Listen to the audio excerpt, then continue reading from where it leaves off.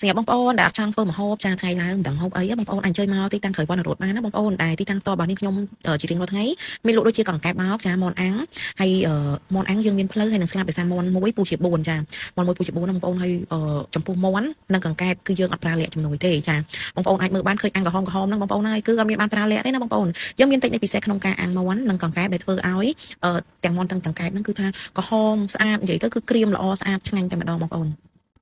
ហើយចំពោះទីតាំងផ្ទាល់រាល់ថ្ងៃហ្នឹងក៏មានលក់ជាមួយនឹងក្តាមប្រៃហើយនឹងជ្រក់ជើងមាន់ដែរបងប្អូនឃើញជាក់ស្ដែងទីតាំងផ្ទាល់រាល់ថ្ងៃគឺមានការគ្រប់គ្រងពីភ្ញៀវច្រើនមែនតែនចាមិនថាថ្ងៃណាថ្ងៃច័ន្ទគៀពុទ្ធពហុទេបងប្អូនណាគឺថាមនុស្សច្រើនក៏អញ្ចឹងជារៀងរាល់ថ្ងៃដោយសារអី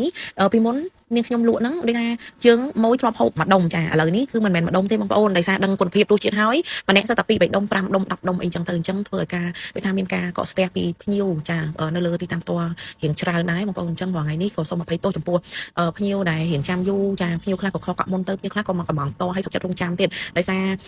ទី1មន់របស់នាងខ្ញុំចាគឺទៀមទីឲ្យបងប្អូនចាំបន្តិចដោយសារយើងអត់អាំងឲ្យក្រៀមទុកតែម្ដងទេបងប្អូនណាវាខូចគុណភាពមន់ចាអញ្ចឹងពេលបងប្អូនចាំពេលបងប្អូនកំងមួយណាគឺនាងខ្ញុំដាក់ជូននៅក្តៅតែម្ដងធ្វើឲ្យសភាពមន់ហ្នឹងគឺវាមានអារម្មណ៍ថាវានៅទុនឆ្ងាញ់បងប្អូនសាច់មន់ស្រស់ទុនឆ្ងាញ់ថ្មីជូនបងប្អូនតែម្ដងហើយមួយទៀតពាក់ព័ន្ធជាមួយនឹងក្តាមឬក៏ជក់ជើងមន់ពីទីតាំងផ្ទាល់ហ្មងបងប្អូន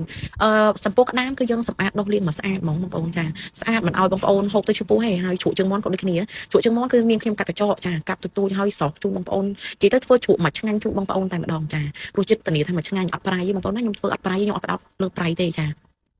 ហើយបងប្អូនអាចមើលបានណាទាំងជើងមន់ទាំងក្តាមគឺថាធានាគុណភាពហើយអ្វីដែលកាន់តែពិសេសគឺរសជាតិឆ្ងាញ់ចាចូលម្ដងទីតាំងខាងក្រែមអត់ដឹងជូនបងចាងាយ